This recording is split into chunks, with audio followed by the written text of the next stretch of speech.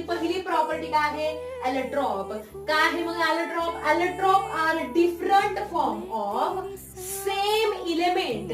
एकाच इलेमेंटच्या वेगवेगळ्या अवस्था किंवा डिफरंट त्याचे फॉर्म असतील, विच हॅव, ज्याला केमिकल आणि फिजिकल प्रॉपर्टी ज्या काय आहेत त्या कशा आहेत, डिफरंट. यालाच काय म्हटलं जातं, एलोट्रॉप. पुन्हा एकदा एक्सप्लेन करते, नीट व्यवस्थित लक्ष देऊ नये का. Allotropes are different form of same element.